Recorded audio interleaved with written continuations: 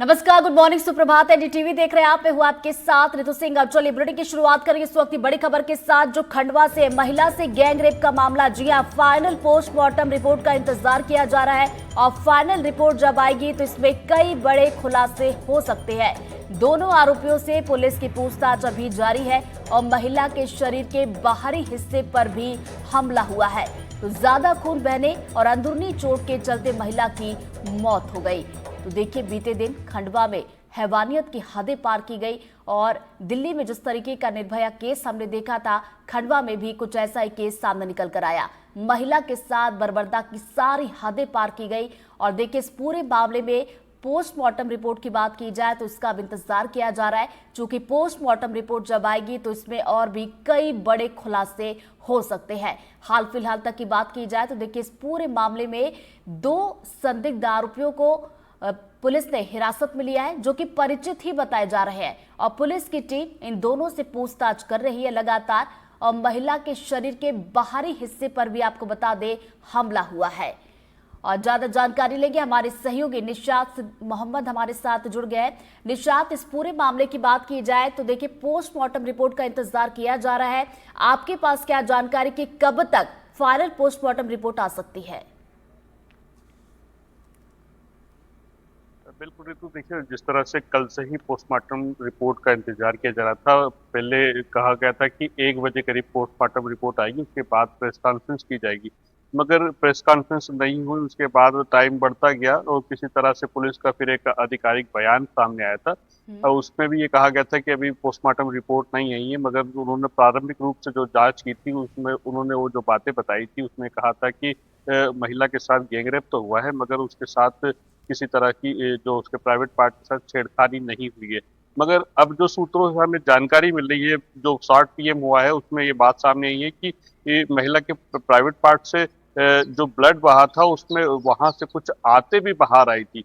तो आंत बाहर आना भी अपने आप में एक बड़ा मतलब चौंकाने वाला तथ्य होता है कि अगर वाकई में अगर प्राइवेट पार्ट से अगर आंत बाहर आई है तो ये बहुत ही दर्दनाक और बहुत ही रूह कपा देने वाला है। और उसमें ये भी कहा जा रहा है कि जब उसके साथ जबरदस्ती की जा रही थी, तो जबरदस्ती करने के दौरान या तो कोई हाथ या कोई चीज जो है उसके प्राइवेट पार्ट में डाली गई है, और जिसके कारण उसे इतनी इंजरी हुई है और उसके कारण जो है ज्यादा ब्लड बहा है और ब्लड बहने से ही उसकी मौत हुई है।